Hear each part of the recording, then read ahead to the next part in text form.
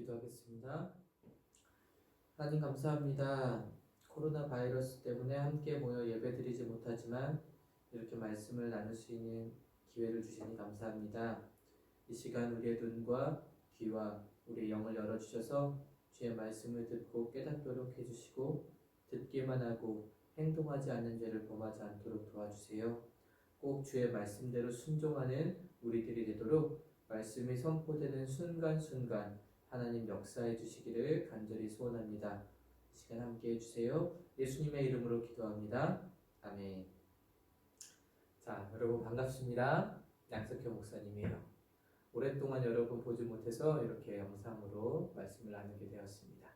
오늘은 하나님의 셈법이라는 제목의 첫 번째 주제, 빼기에 대해서 함께 보려고 합니다. 여러분 학교에 다니다 보면 더하기, 빼기, 곱하기, 나누기를 배우게 되죠? 이런 것들.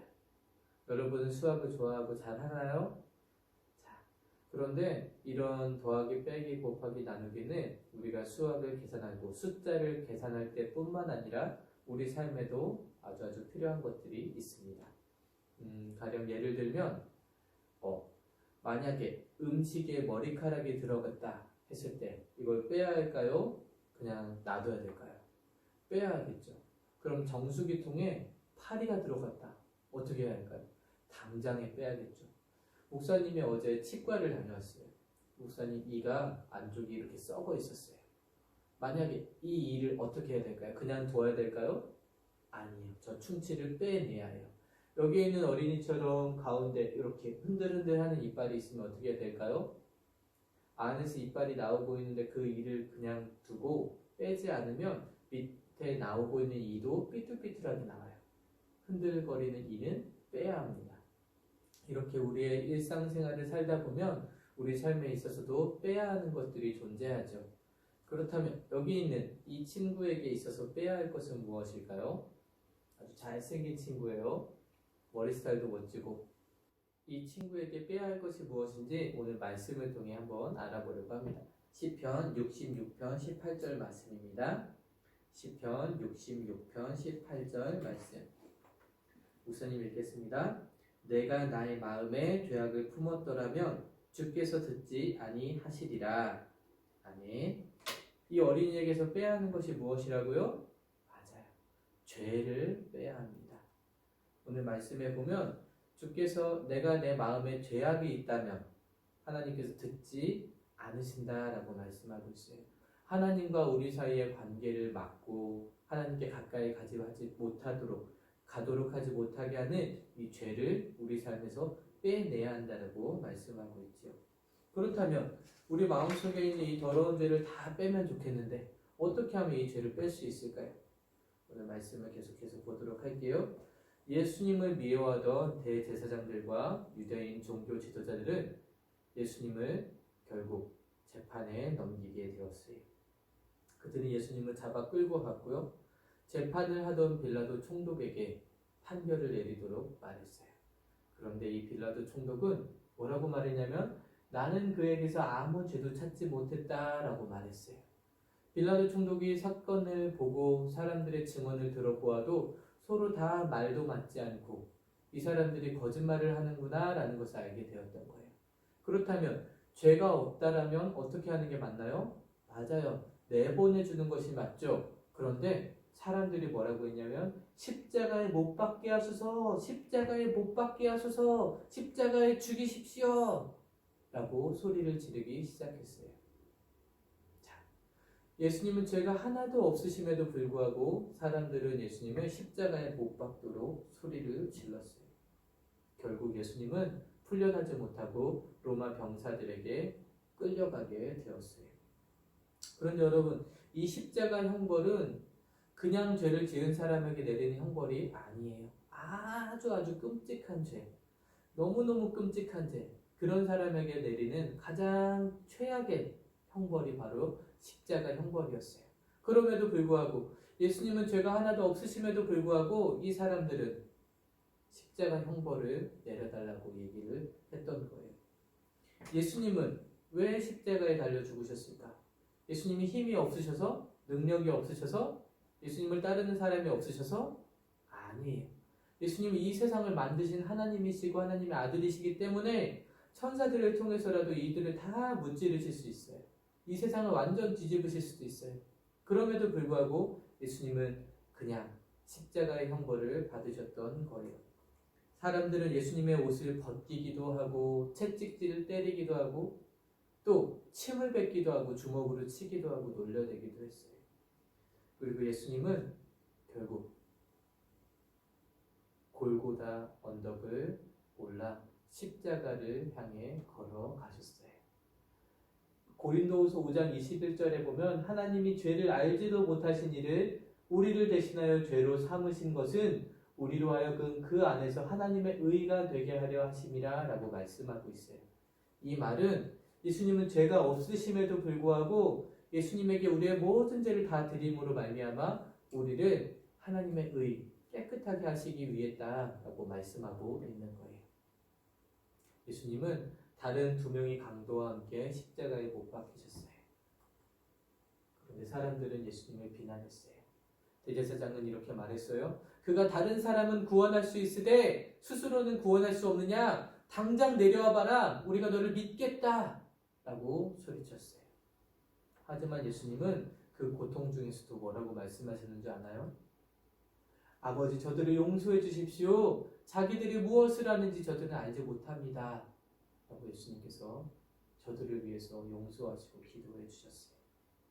여러분 이렇게 할 수 있겠나요?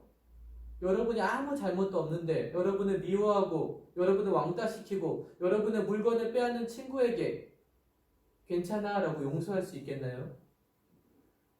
목사님도 이렇게 할 수 없을 것 같아요. 예수님은 사람이 할 수 없는 엄청난 사랑으로 저와 여러분을 사랑하신 거예요. 예수님은 다 참으신 거예요. 왜요? 우리들을 용서하시기 위해서. 이 세상의 모든 것을 만드신 이 세상의 주인이시지만 저와 여러분을 너무나 사랑하시기 때문에 예수님은 이 모든 비난과 조롱과 이 창피함을 다 참으셨던 거예요. 그런데 한쪽에 있던 강도는 예수님이 어떤 분이신지 알지 못했어요. 성경은 이렇게 말하고 있어요. 우리가 아직 죄인 되었을 때 그리스도께서 우리를 위하여 죽으심으로 하나님께서 우리에 대한 자기의 사랑을 확증하셨느니라. 하나님이 내가 너를 얼마나 사랑하냐면 나는 이만큼 사랑해 라고 말씀하시고 있다는 것을 말씀하고 있는 거예요. 그런데 너는 그리스도가 아니냐? 너와 우리를 구원하라. 예수님 한편에 있던 강도는 예수님을 똑같이 조롱하고 놀렸어요. 하지만 반대편에 있던 강도는 내가 같은 벌을 받고서도 하나님을 두려워하지 않느냐? 우리는 우리가 저지른 죄 때문에 벌을 받지만 이분은 아무런 잘못을 행한 적이 없다. 이 강도는 예수님을 믿었어요. 예수님, 주께서 주님의 나라에 들어가실 때 저를 기억해 주세요. 라고 예수님께 부탁드렸어요. 여러분, 이 두 명은 똑같은 강도예요. 강도는 다른 사람의 물건을 그냥 훔친 사람을 강도라고 하지 않아요. 그건 절도죠. 강도는 다른 사람의 물건을 빼앗기 위해 그를 해치거나 그를 살해하거나 악한 행동, 더 악한 행동을 했을 때 강도라고 부르는 거예요. 이 강도도 아마 그런 강도일 거예요. 그럼에도 불구하고 염치 없이 그 죄가 얼마나 큰데도 예수님께 저를 용서해 주세요. 저도 천국에 가고 싶어요. 라고 말을 하고 있는 거예요. 여러분 예수님이 어떻게 하셨을까요? 네 죄를 네가 알렸다 이러셨을까요? 택도 없어 이러셨을까요? 아니에요. 내가 오늘 나와 함께 낙원에 있을 것이다 라고 말씀하셨어요.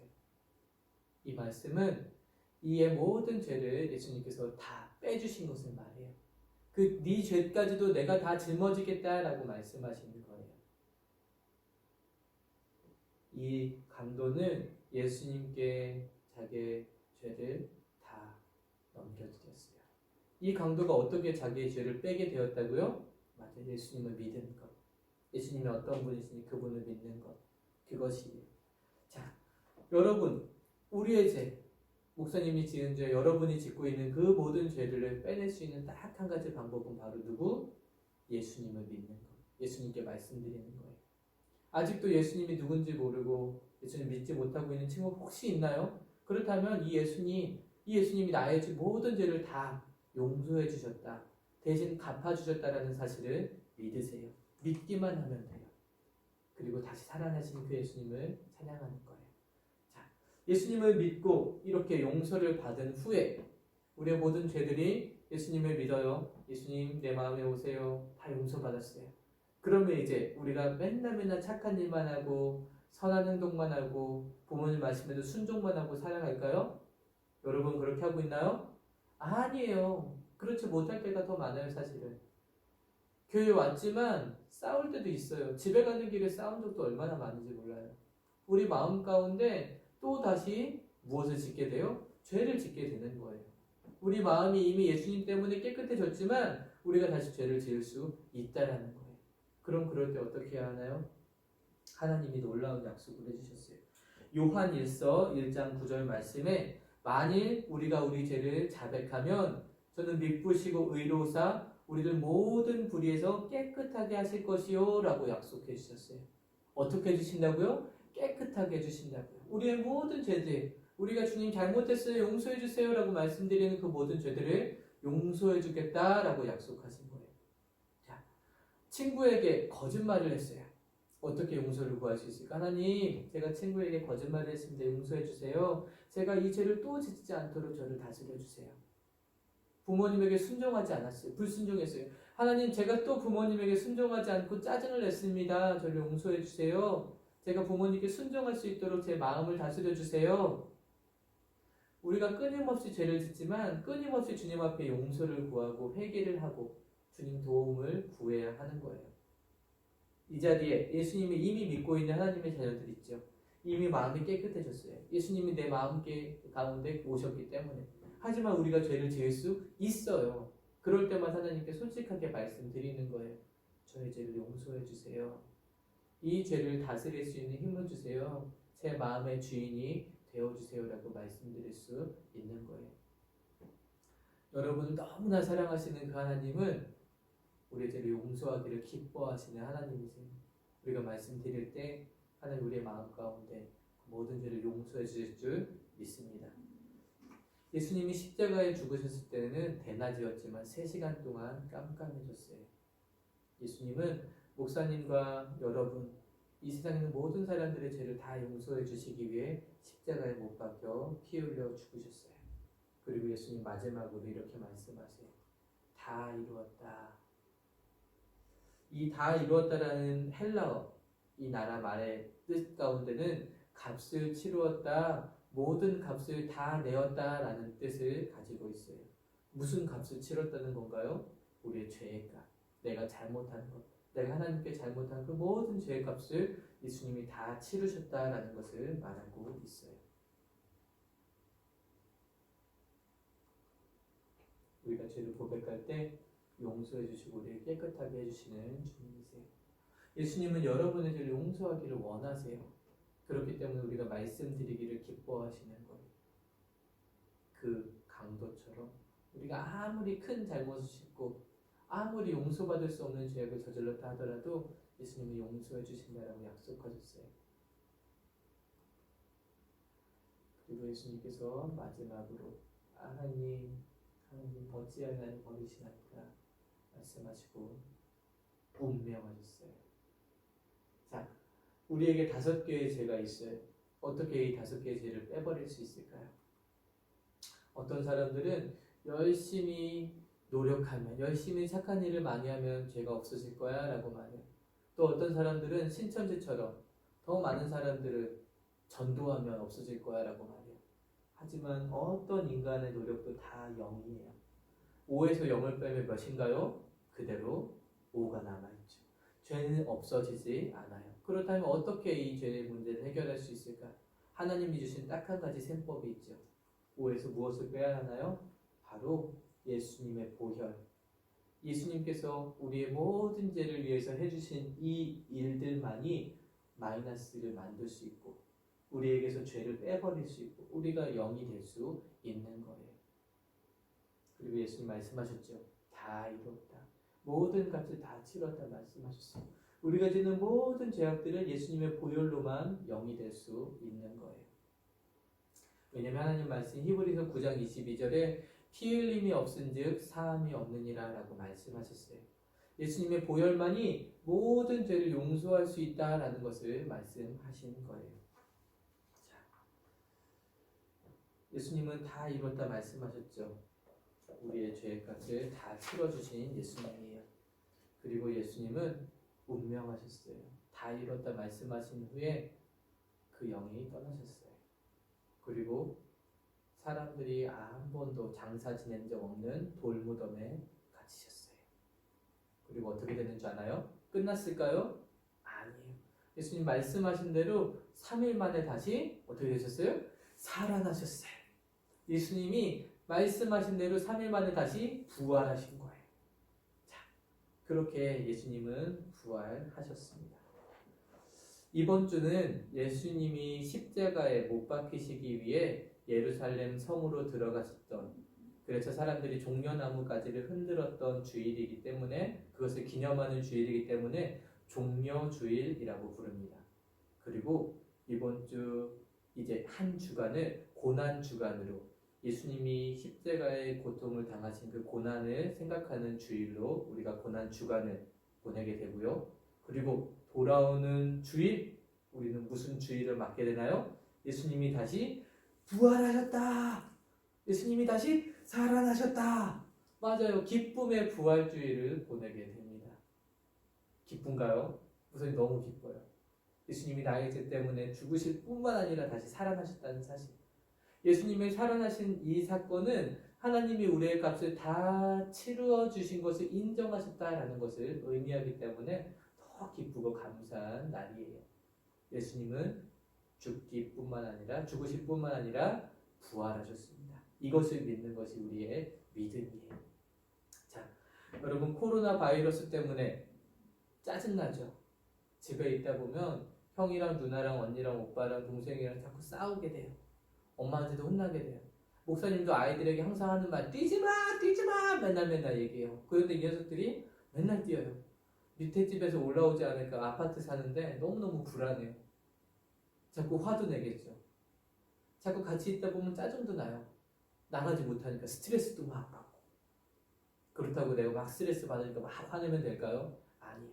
이번 한 주간 고난주간을 보낼 때에는 예수님의 그 사랑을 더 기억해 봅시다.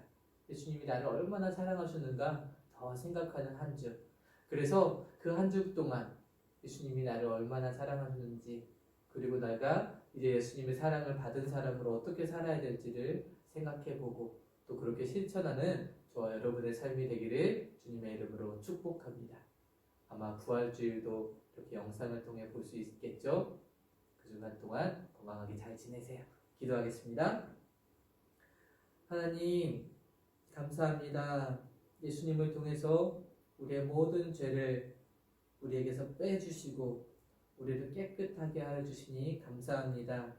하나님, 코로나 바이러스 때문에 우리가 생활하는 것이 힘들고 지치고 피곤하고 짜증이 나고 답답하기도 합니다. 하나님, 학교도 가지 못하는 상황들이 계속되어지자 우리 마음에 우울함도 있습니다. 하지만 나를 얼마나 사랑하시는지, 하나님이 나를 사랑하신 그 사랑을 더욱 기억하는 한 주가 되게 하여 주시고, 예수님이 십자가에 고난당하신 그 고난의 사건을 우리가 또한 기억함으로 하나님의 사랑 안에서 더 감사하고 감격하고 기뻐하고 다른 사람에게도 그 사랑을 흘려보내고 나눌 수 있는 사랑하는 우리 초등부, 우리 모두가 될 수 있도록 주님 은혜를 허락해 주세요.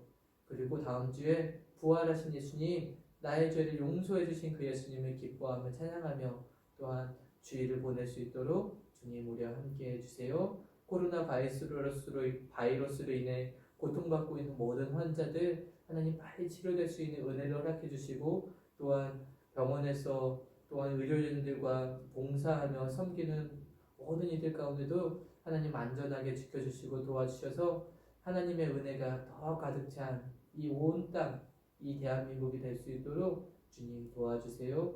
우리를 안전케 하시며 우리를 사랑하시는 예수님의 이름으로 기도합니다. 아멘.